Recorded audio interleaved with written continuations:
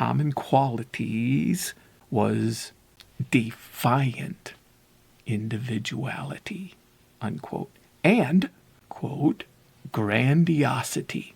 So, I'm raising my hand. It's like it's none of my business what everyone else, but that defiance. So he goes on to say, in my opinion, those words were accurately chosen. Inwardly, the alcoholic brooks no control from man or God. Oh, what does the word brooks mean? Welcome to Aloha Speaks, home of Malama Aloha Pono with Alexander Noman. Aloha, Alex here. And this topic, defiance has value, these topics, I don't go looking for these topics. They basically find me. And this one was generated from the flip side of what a word that doesn't even exist, HHHEELLLPPP.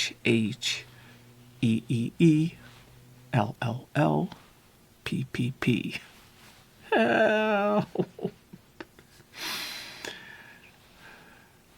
So, how did this come to be? Because I never imagined life could be this good. Just past my 13th anniversary of sobriety, and it has impacted all of my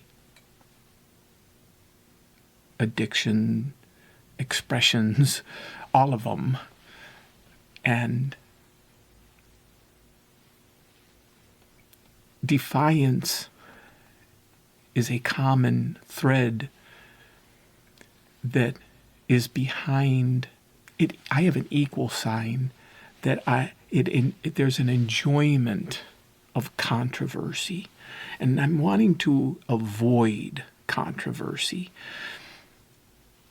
because the red flag that comes up is, oh, I have something to offer. I know something about this. And right away, it's like, no, that's not where I'm coming from. That's not where I want to come from, because that's instantly where the help comes in. It's like, no, because, and I have something to read here. I have in the same note, Dr. Tebow, in the parentheses, this defiance having a value, especially for addicts and alcoholics. To me, they're the same difference. / bottoms. Without that defiance, how am I going to hit my bottom? Because that's what brings it in. So there's this book, Alcoholics Anonymous Comes of Age. I'm a big book guy, the Alcoholics Anonymous book. But I study other books. I have studied this book, and in the very back on page 311, but before I get to 311, it's in Appendix E, the therapeutic mechanism of Alcoholics Anonymous. It's not about getting heady. This is by Harry M. Tebow, M.D. He's a psychiatrist. Back in January 1944, the American Journal of Psychiatry, he wrote his first paper, Dr. Harry's first paper, on the subject of Alcoholics Anonymous. So I'm going to flip the page to 311. He's talking about Silman. I don't know who Silman is, but he's referring to this guy who's done studies, and he says he's talking about the common qualities noted from Silman was, quote, defiant individuality, unquote, and, quote, grandiosity. So I'm raising my hand. It's like it's none of my business what everyone else, but that defiance and that individuality, yeah, but it's that defiance. So he goes on to say, here's what he says. This is Dr. T. Bow's words. And he was one of the, I've talked about it before, Class A members on the board of Alcoholics Anonymous. In my opinion, those words were accurately chosen. He's somebody who helped AA so extensively. Inwardly, the alcoholic brooks no control from man or God. Oh, what does the word brooks mean? I don't know if this one was thousands. I've read the Alcoholics Anonymous book sections thousands of times. This one probably nearly 100 times. And I never looked up the word brooks. Brook, to tolerate or allow. Will not allow or tolerate any control from man or God. Get out of my way.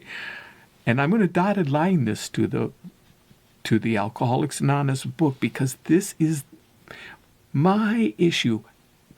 Apparently, all addicts and alcoholics, which I'm confident because I talk to so many, the alcoholic, is and must be master of his or her or their destiny.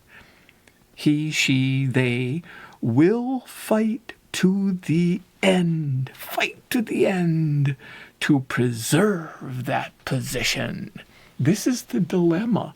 This is it. But it's beautiful because it's what brings me to my bottom. And here's where it dotted lines to the big deal is step 3. Step 3 in the 12 steps. It's basically letting go. It's not about religion. It's not about even spirituality. If somebody wants it to be, maybe, but that's not the point. It's letting go. It's me not playing God. I'm the one who wants to. Okay, so the way it's explained in page 62, before step 3, because step 3 is talked about on page 63, it says the alcoholic is an extreme example of self-will run riot. And that's me playing God, because it talks about that on page 60. The actor who wants to run the whole show is forever trying to run the lights, the scenery, the actors in his own way. It's trying to control issues. That's me. To the extreme. The thing is there's a comma at that point. It's not a period. The alcoholic's extreme example of it. Self-will run riot, comma. Though he, she, they usually doesn't think so.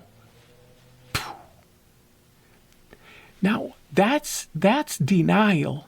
But that's also defiance.